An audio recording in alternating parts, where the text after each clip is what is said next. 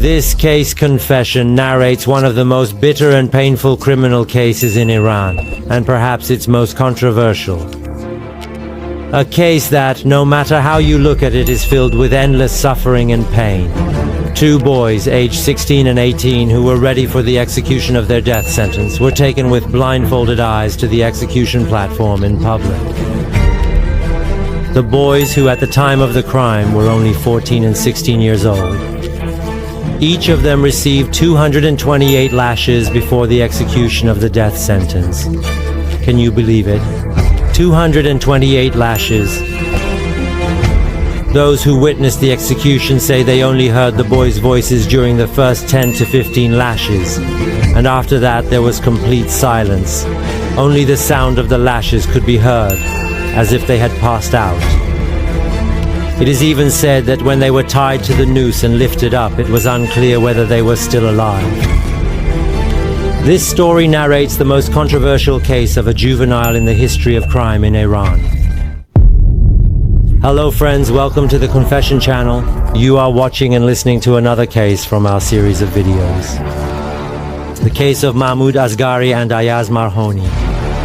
If you are interested in Confession's reports on criminal cases, we would be happy if you subscribe to the channel and click the bell next to it so you don't miss new videos. Among all the crime and execution cases in Iran, if we were to focus on just one that has had the most global impact, without a doubt, we should focus on the execution case of Mahmoud Asghari and Ayaz Marhoni, two simultaneous executions for a shared crime, where at the time of execution both were under 18 years old. One was 16 years old and the other was 3 days away from his 18th birthday. These two individuals were executed on July 19, 2005 in one of the main streets of Mashhad in public view. They had been in prison for 2 years prior to their execution. The harrowing images of the execution of these two defendants under legal sanction spread in a terrifying manner across global media. Domestic news agencies like ISNA and IRNA referred to the two executed individuals as Mim and this Mim, stating that they were executed for the crime of rape.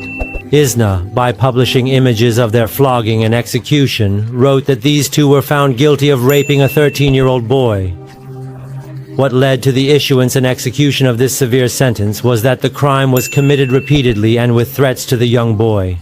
It continued for 8 months, while foreign media referred to Ayaz and Mahmoud as a same-sex couple, and even a short film was made about them with the theme that following reports from neighbors, the police became suspicious of these two individuals. Both were arrested and confessed to having a sexual relationship and sodomy with each other, and ultimately their sentence of flogging and execution was carried out. The efforts of Iranian judicial authorities to keep the complainant in this case hidden and to hold closed-door trials led to the ambiguities of this controversial case reaching their peak. In fact, the truth of the case was a combination of the two aforementioned narratives, meaning that in this high-profile case, both the issue of homosexuality and consensual relationships were raised, as well as forced sodomy. In reality, this was a three-way sexual relationship where all three individuals were both active and passive participants. The relationship lasted for about 8 months and was repeated numerous times.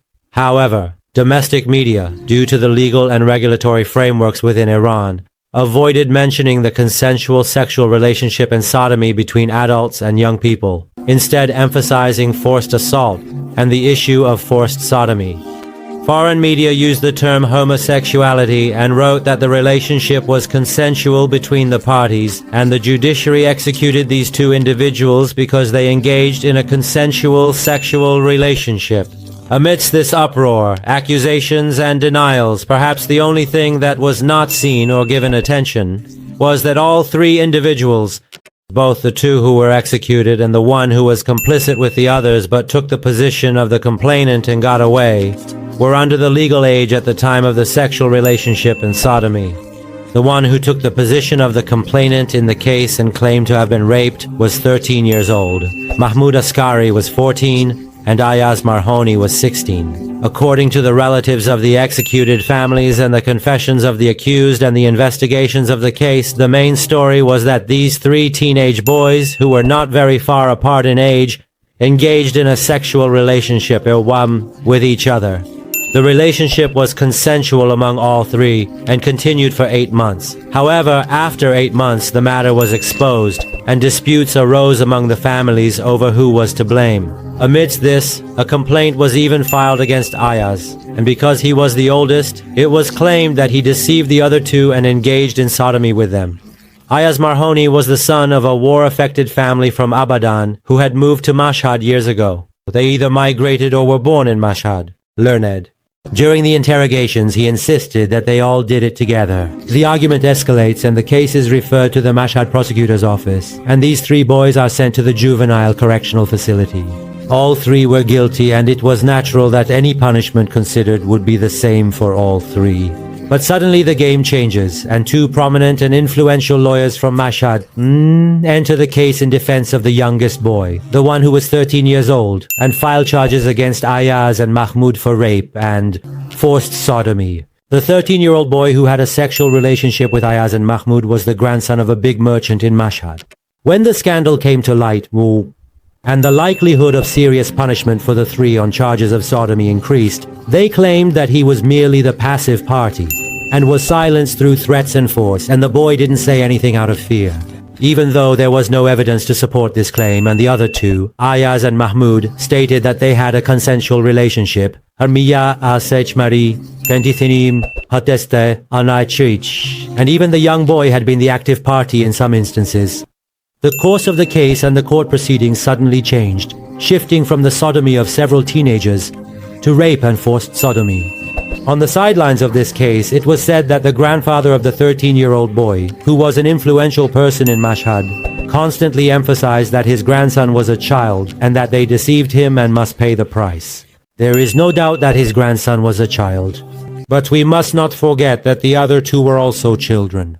However, in the end, the controversies surrounding the case escalated to such an extent that it was referred to the 19th branch of the criminal court in Mashhad. After the final review, the judge found the charges of rape and forced sodomy to be proven and sentenced the 14-year-old and 16-year-old defendants to 228 lashes and execution in public due to the repeated instances of sodomy. The sentences of the defendants were suspended by the Supreme Court because both were under the legal age, and the case was referred to the Court of Appeals. In the court, the plaintiff was present with 2 experienced lawyers, but the young defendants were not even allowed to have their families present.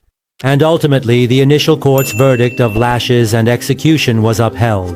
This time, the verdict was halted by the Supreme Court due to the defendants being underage, and both defendants were sent to a special ward in the Mashhad Juvenile Correction and Rehabilitation Center until the case was resolved. Even if the occurrence of the assault was certain, since the defendants were underage at the time of the crime, according to the law, it was not possible to sentence them. But everything in this case progressed in a strange way, and about 2 years later news came that the court, due to frequent teenage offenses, was forced to sentence both individuals to 1 year of discretionary imprisonment. News arrived that the appellate court's verdict for flogging and execution of 2 defendants has been confirmed by the Supreme Court and sent for enforcement. And finally, on July 19, 2005, the 2 defendants, aged 16 and 18, were taken to the place of execution, flogged, and executed. Thus, this bitter case was closed with the execution of 2 juvenile offenders. Thank you for staying with us until this moment. Please share your comments with us below this page. And if you haven't subscribed to our channel yet, support us and our activities by subscribing.